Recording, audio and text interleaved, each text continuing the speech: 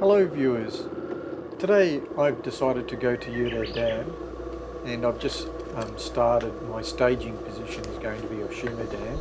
Now Yudo Dam isn't so much further away from Oshima Dam, so I'm just taking the side roads of this dam to get to the other one. So on the right hand side you can see Oshima Dam. Today it's looking magnificent, the sky is very clear and the mountains are there in the distance in sunlight. It looks quite good. I expect the ride to probably take about 20 minutes or a bit less from here. It's quite close. It's just a matter of getting through these roads, crossing one main road and getting to the area where Yudo Dam is. I did do some chain maintenance on the Honda yesterday in anticipation for this ride. The chain was quite bad actually. I'd forgotten to do maintenance on it for a while, so it's actually come out quite well. And I'll just actually throw a little clip of it up on the top right hand corner of the screen and you can see the chain there, but it's looking very clean now.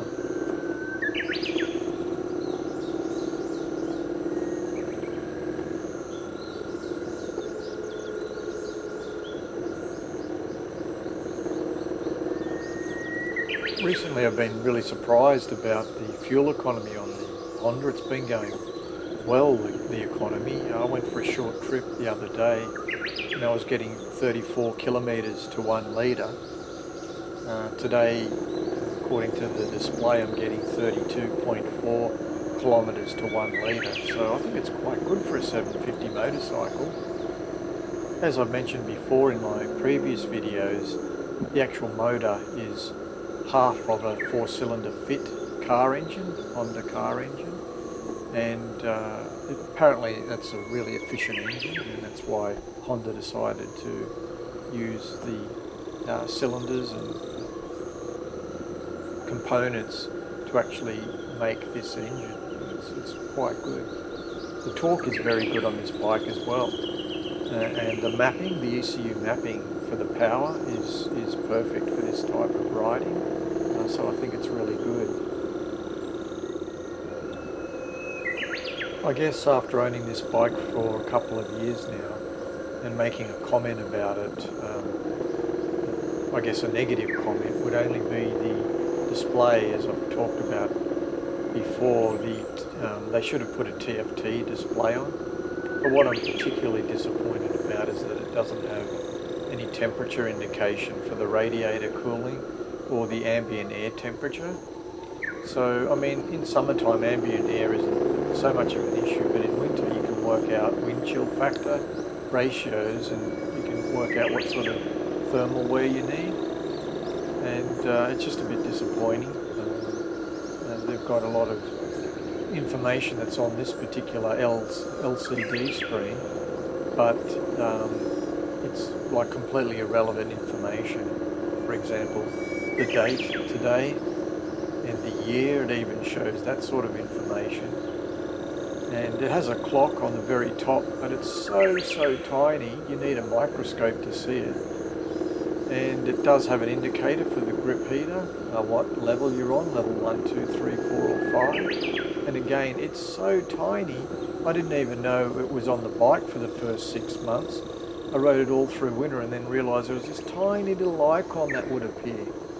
And I realised that was the heater settings. So I know, of course, it's in the manual if you read the manual, but it's something that should be clear and obvious when you turn it on. And they just did a really bad job, I think, in regards to the actual display itself. It's very disappointing from Honda for them to produce a bike, especially a semi-adventure bike like this, with that type of screen, given the fact that there were already quite a few bikes with exactly this engine and that already had the TFT display, so I don't know what they were thinking there. And just down there here now to my left hand side, there's some nice little bungalows on the side of the river there. You can just see them. I think they're holiday homes basically.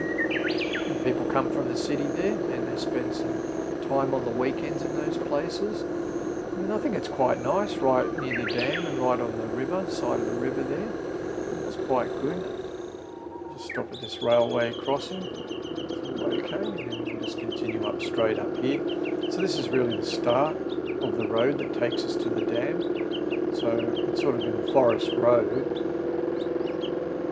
On the right hand side down there is the river. And this river is very, very famous. I guess it's like a mini Grand Canyon.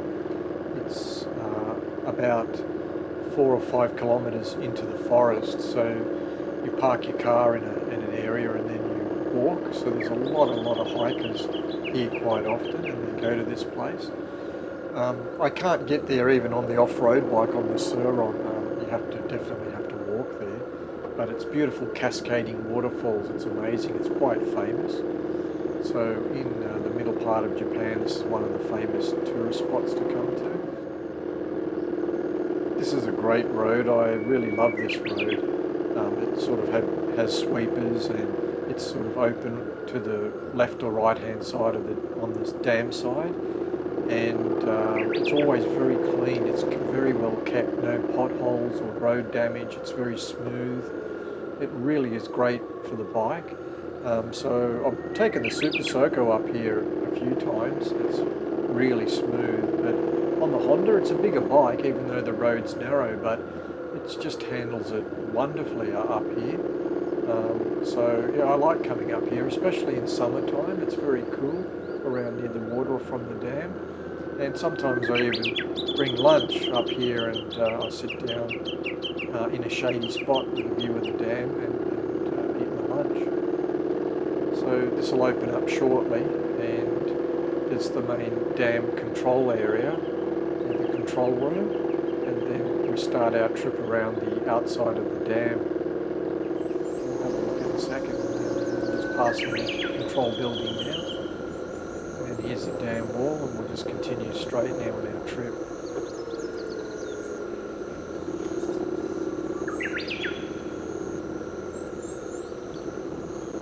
Yeah, the water level is quite low. It's probably 8 metres, 8 to 10 metres lower than normal. You can see the white ring mark around where the tree line is on the other side of the bank there. So I'm actually a bit surprised that it's as low as that. I thought it may have been a bit slightly higher than it is today, but anyway. Yeah, it's a really nice road because you've got this great view of the dam. This road runs right around the edge of the dam. It goes about 20 kilometres right around the dam. I'm not going that far today. I'm only going to a camping area, which is up here a bit further, and then I'll do a U-turn and come back the other way. But it's great. It's really good, and there's lots of birds here, and a lot of wild animals and things like that.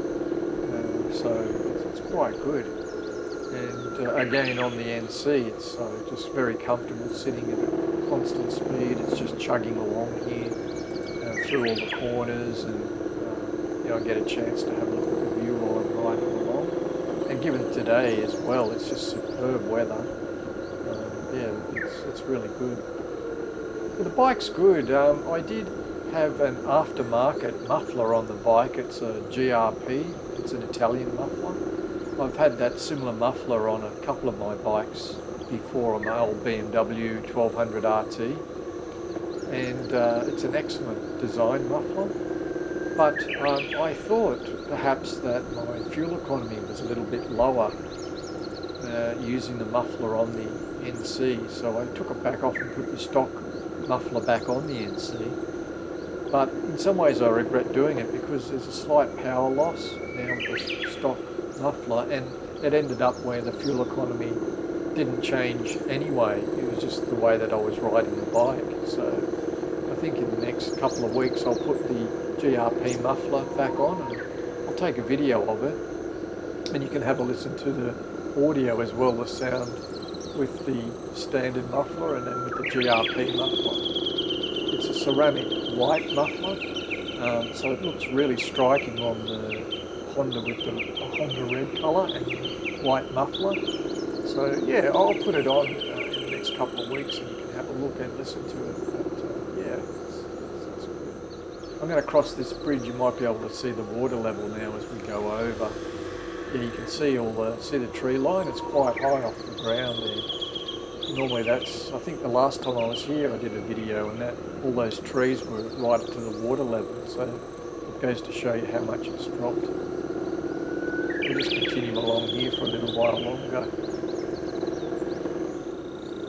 So up here is another bridge and that leads to the camping area. So what I'd like to do is probably stop on the bridge and we'll just have a look at the water level there and yeah, just see what the dam's like, and then at that place I'll do a U-turn and then I'll head back.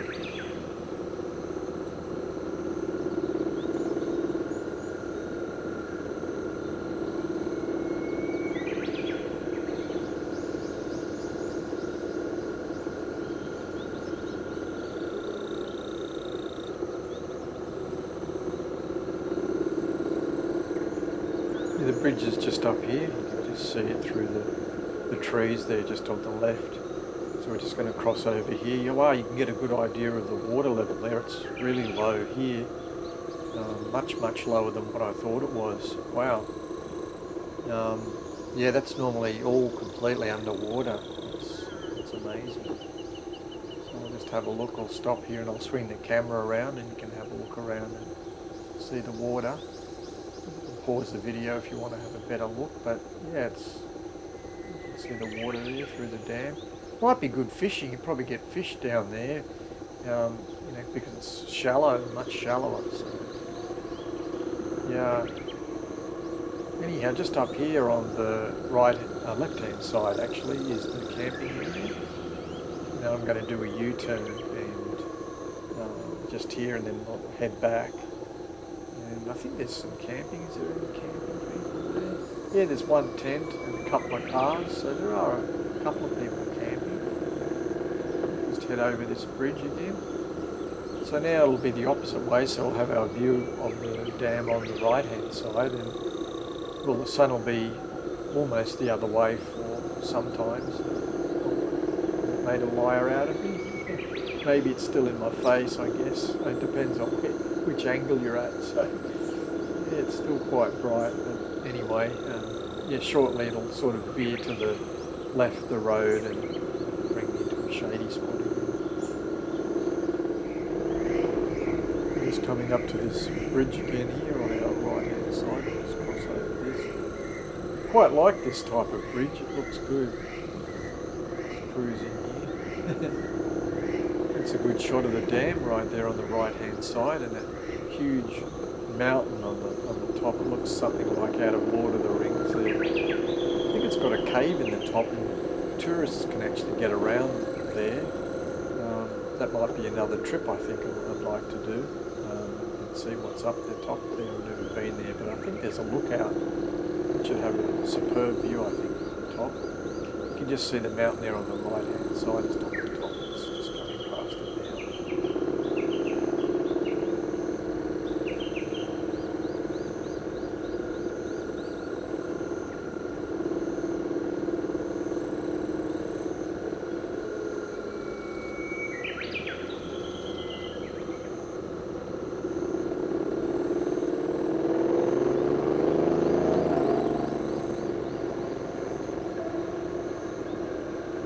This week I've used the bike, the NC, a few times, and I've used the grip beaters, first time for this season, and yeah, they are really good grip beaters.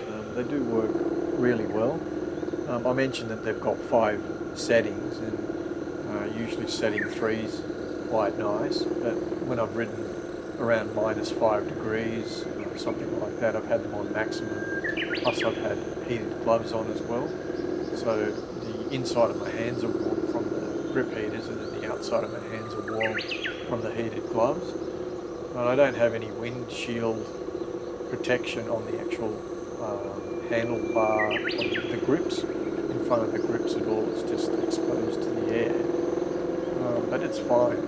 The heated gloves and the grip heaters, it works well. So today, of course, it's very warmish. It's probably 22 degrees or 23, so I've just got normal gloves on, and of course no grip heaters on at all whatsoever. But a few times in the early morning, 6 o'clock, I've taken the bike out for for an early ride, and I've used them there. The dam wall's just up here on the right hand side, just a couple of bends to go, and we're just heading back over there now. You can see it's starting to open up just around this bend here, and it's a great place actually. It's really good around here. You're not expected to do high speed whatsoever, but it's just nice to be able to just cruise without stopping and starting the whole time, and just going around the corners, left, right, straight, left, right, and just in a rhythm, and that's perfect, because there's cars, you can have this wonderful rhythm through the mountains here. It's great. It's really relaxing. So I quite enjoy coming to these type of places.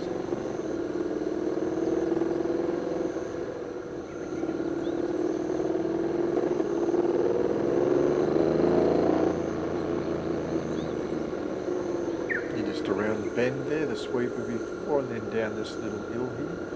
It's sort of heading down into the valley. And this takes us back over to a small bridge where the cascading waterfall was, and where all those cars were, and that leads us back to the road where we basically started the trip to Mule Dam. And it's been very good, I can't complain at all. The bike's going very smoothly along here. The tyres are good, I'm still happy with the Pirelli GT tyres. They're very smooth, they don't make a lot of noise. The fuel economy is good with the tyres. I've done 10,000 kilometres on the tyres, and there's still tread left. I can probably get 3 more thousand kilometres, I guess, out of the tyres before I need to replace them. So far, so good with the Pirelli, so that was a good choice to put those on. There's some people back there, they're heading back from that place, they're all walking back. It's getting a little bit, the sun's setting, starting to set soon, so people are coming back there. Just coming up to the railway crossing now, and the elementary school's on the right hand side, so no train, so we're all okay to go. This leads down into the little village, and then back over the main road again. Here we go, here's the road to Oshima Dam. We're just going to turn down here, and then we'll continue on here for another couple of 100 metres, and then it starts to sort of go down and up again to the starting point. So it's a good, nice road here. It's quite wide and straight. I can give it some nice acceleration, get on the throttle, and get that exhaust sound happening. It's really good. Just leaving there, you can see the mountain in the distance where we just came over from Mule Dam, and we're just leaving that in the distance now as we head back to the staging point where we first started the short tour today. The river here is on the right hand side, we're just passing those little bungalow cottages again, and you're just heading straight down. It's a nice little run along here. I love this bit of road here, it's really nice. It's a good run along here. It's nice along here in summertime. You've got the river just down there where those little huts are. You can go for a barbecue in that area. And sometimes I've even eaten a lunch down there as well. It's good up here, give it some more throttle. Up we go. Excellent along here. Just get over the crest of the hill, and we'll decelerate as we go down the other side of the hill here. See the mountains in the background there. We're just going to pass through those, actually through the tunnel, and that brings us out to the dam wall on the other side of the mountain there. Just cut around here. This road was actually had all dirt over it after a big rainstorm, but they've cleared it off so you can get through quite easily now.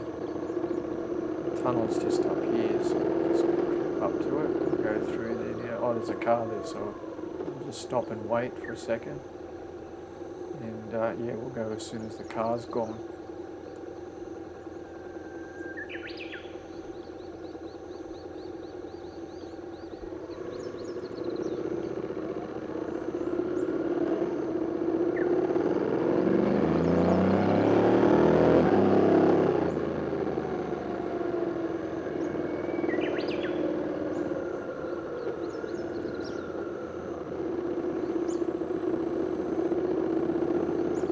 Just coming up here on the left hand side is the Shima Dam.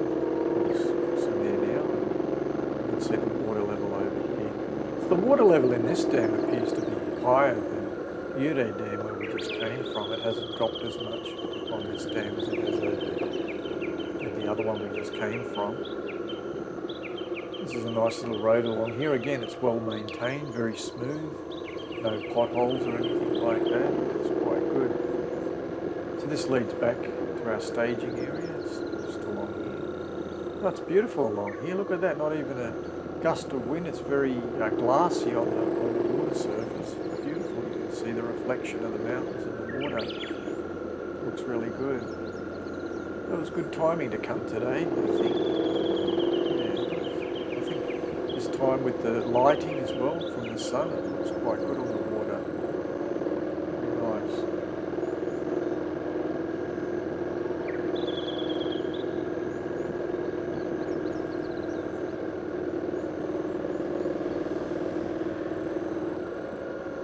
Road's just a little bit damp there, coming around the corner, and then here we are at the starting point. We're just going to finish here today.